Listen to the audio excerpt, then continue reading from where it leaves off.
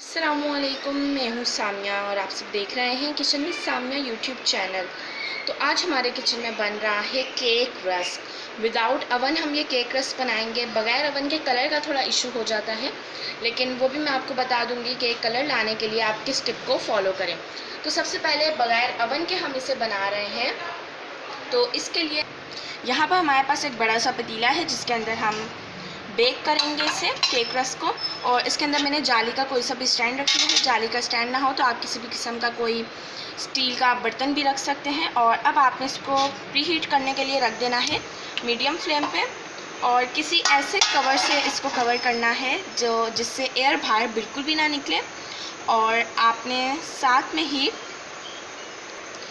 पतीला वो वाला यूज़ करना है जो थोड़ा पुराना हो। अगर आपका पतीला नया हो फिर उसके अंदर आपको नमक बिछाने की नीड है, अदरवाइज़ नमक इसके अंदर नहीं बिछाना।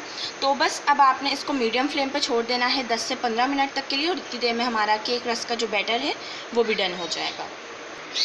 केक टिन है यहाँ पर मेरे पास 8 इंचज़ का, और बस अब हमने इसको प्री हीट करना है, ग्रीस करना है। तो उसके लिए मैंने बटर का यूज़ किया है, और इसको बस हल्का हल्का सा आपने हर तरफ लगा देना है।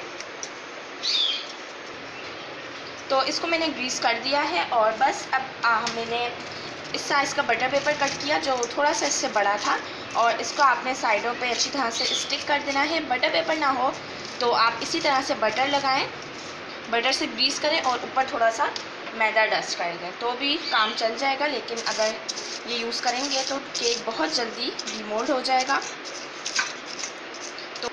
तो अच्छी तरह से हमने इसको ग्रीस कर लिया है, और बस अब इसका काम ख़त्म हो चुका है। अब हम आ जाते हैं केक बनाने की तरफ, केक रस्क का जो बैटर है वो बनाने की तरफ। तो उसके लिए यहाँ पर हमारे पास मेल्टेड बटर है हाफ़ कप, जो बिल्कुल आपने मेल्ट नहीं करना, जस्ट वो थोड़ा सा लिक्विडी होना चाहिए। और ये डालना है। अब आपने इसको बिल्कुल हल्का सा थोड़ा सा विस्क कर लेना है। तो हल्का सा इसको बीट किया है हमने, और यहाँ पर मेरे पास 1 कप पाउडर शुगर है, जिसको पाउडर अगर आप बना लेंगे तो बहुत ईज़िली ये घी के साथ मिक्स हो जाएगी। ये 1 कप है, इसको आपने थोड़ा थोड़ा करके ऐड करना है और विस्क करते चले जाना है। तो थोड़ी देर मैंने इसको मिक्स किया है, और अब आप देख सकते हैं कलर भी हल्का हल्का सा चेंज होने लग गया है। अब ऐसे ही मैं पूरी 1 कप चीनी इसके अंदर डालती जाऊँगी, और फिर मैं आपको दिखाती हूँ कि ये किस तरह का है। अब आप देख सकते हैं ये कुछ इस तरह का हो जाना चाहिए।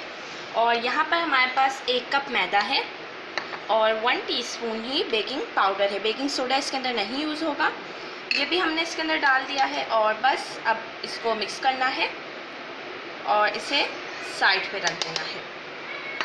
अगला जो काम है वो इसी के अंदर है। अब आपने इसका देख सकते हैं ये कुछ इस तरह का है, और अब आपने इसके अंदर एक एक अंडा शामिल करना है, और इसको उसी तरह से हल्का हल्का सा बीट करते रहना है। तो कुछ इस तरह का मिक्स होने के बाद ये हो जाना चाहिए। और बस इसी तरह से अब हम दूसरा अंडा इसके अंदर डालेंगे, और फिर इसी तरह से बीट करेंगे, और फिर तीसरा अंडा डालने के बाद मैं आपको दिखाती हूँ। ये कुछ इस तरह का हो जाना चाहिए, थोड़ा लिक्विडी, और ये कंसिस्टेंसी परफेक्ट है। अब यहाँ पे जो हमने मैदा और बेकिंग पाउडर को मिक्स करके रखा हुआ था, ये 1 टेबल स्पून करके आपने डालना है, और एक दफ़ा मैंने डाला है। और साथ में ही हम इसके अंदर डालेंगे 1 टीस्पून वनीला एसेंस। एक्सट्रैक्ट हो तो जस्ट आप फ्यू ड्रॉप्स इसके अंदर डालिएगा। तो ये आप भूलिएगा मत, इससे बहुत अच्छा फ्लेवर आता है। और जो अक्सर कहते हैं ना कि एक गंदा सा फ्लेवर आ रहा होता है केक के अंदर या केक रस्क के अंदर, तो वो इसी वजह से अंडों का आ रहा होता है, तो ये उस फ्लेवर को नहीं लाएगा। तो बस इसी तरह से मैं मैदा डालती जाती हूँ। केक का बैटर कितना स्मूथ है ये आप देख सकते हैं, बहुत परफेक्ट ये बैटर रेडी हुआ है। तो जो केक रस्क होते हैं वो बनाना कोई मुश्किल काम नहीं है, बहुत ईज़िली बन जाते हैं और बहुत ज़्यादा मज़े के होते हैं। तो यहाँ पर बस थोड़ा सा आपने जेल कलर डालना है इसके अंदर। ये अभी मैंने 1 ड्रॉप ही डाला है, तो मैं चेक कर लेती हूँ कि ये कितना यूज़ होगा, क्योंकि ये काफ़ी डार्क होता है। आप इसकी जगह वाटर कलर भी यूज़ कर सकते हैं, लेकिन जो पाउडर कलर होते हैं वो इसके अंदर यूज़ नहीं होंगे, क्योंकि उनका एक अपना फ्लेवर होता है। तो बस ये कलर परफेक्ट है, और ये रेडी हो चुके हैं। इस केक का बैटर भी रेडी हो चुका है और अब हम इसकी साइड्स को साफ़ कर लेते हैं और फिर इसे ट्रांसफ़र कर देते हैं मोल्ड के अंदर। बस जब आप डालने लगा करें मोल्ड के अंदर तो एक दफ़ा इसे मिक्स ज़रूर कर दिया करें ताकि जो साइडों पे मैदा या कोई और चीज़ रह गई है वो अच्छी तरह से मिक्स हो जाए। बहुत स्मूथ ये बैटर रेडी हुआ है केक रस्क का। और बस अब ग्रीस किए हुए मोल्ड के अंदर इसको ट्रांसफ़र कर देना है और आप देख सकते हैं ये कितना अच्छा रेडी हुआ है।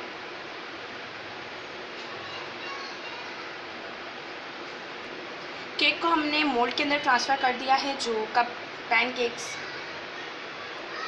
जो केक रस्क का बैटर था वो मोल्ड के अंदर हमने ट्रांसफ़र कर दिया है। पता नहीं क्या क्या बोल रही हूँ। तो बस अब आपने इसको 2-3 दफ़ा टैप करना है ताकि जो एयर बबल्स हैं वो इसके अंदर से ख़त्म हो जाए। और बहुत अच्छा इसका येलो कलर आया है जो केक रस्क का परफेक्ट कलर होता है। और जस्ट हमने 1 ड्रॉप डाला है जेल कलर का, लेकिन अगर आप पाउडर कलर तो यूज़ ही नहीं करना, वाटर कलर यूज़ करें तो फिर आप थोड़ा थोड़ा डाल के चेक कर सकते हैं। तो 1-2 दफ़ा हमने टैप किया है इसे, इसके एयर बबल्स ख़त्म हुए हैं।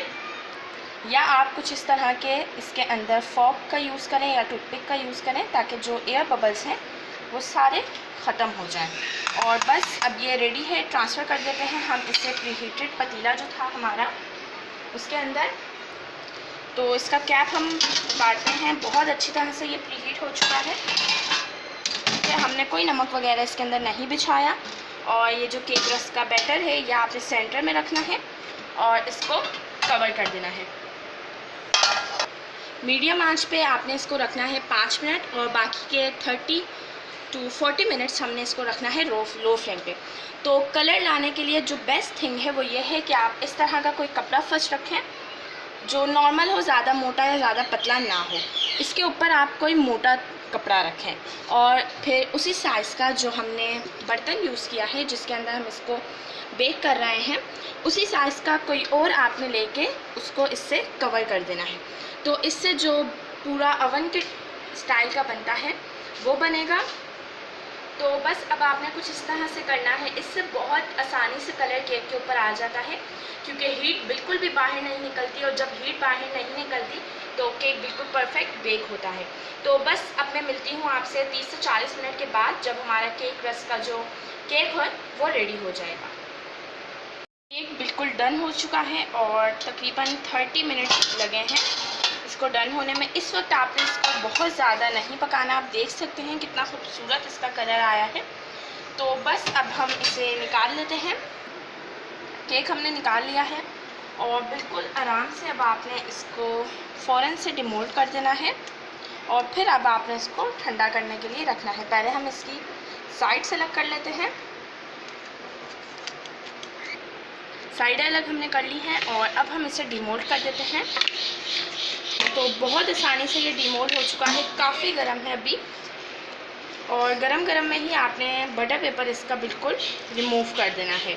और बस इसे अब हम पलटेंगे और इसी तरह 15 से 20 मिनट तक के लिए आपने इसे छोड़ देना है ताकि ये अच्छी तरह से ठंडा हो जाए। तो जो केक रस्क का केक था वो बिल्कुल ठंडा हो चुका है। 15 से 20 मिनट मैंने इसको रखा है और अब आपने इसको पलटना है और इसकी कटिंग को स्टार्ट कर देना है। तो कटिंग किस तरह करनी है कि पहले आपने इसको उल्टा कर लेना है और ये नीचे से बिल्कुल भी नहीं जला। तो बस अब आपने सेंटर से बिल्कुल आराम से इसे कट कर लेना है। तो 2 हिस्सों में कट कर लिया है और एक को अभी हम साइड पे रख देते हैं और फिर एक को करते हैं। तो बस अब आपने इसके पीसेस बना लेने हैं तकरीबन 1-1 इंच चौड़े। आपने इनको पहले इस तरह काटना है और फिर 2 और कट कर लेना है। तो मैं कट करती हूँ और फिर आपको दिखाती हूँ। एक स्लाइस को हमने कट कर लिया है कुछ इस तरह से और ये प्रॉपर ठंडा होना चाहिए। अब आपने इसको कुछ इस तरह पकड़ के सेंटर से भी कट कर लेना है। नाइफ़ जो आप यूज़ करें वो या तो बटर नाइफ़ हो या कोई शार्प नाइफ़ होनी चाहिए जिससे बहुत अच्छी तरह से इसकी लेयरिंग हो इस तरह से।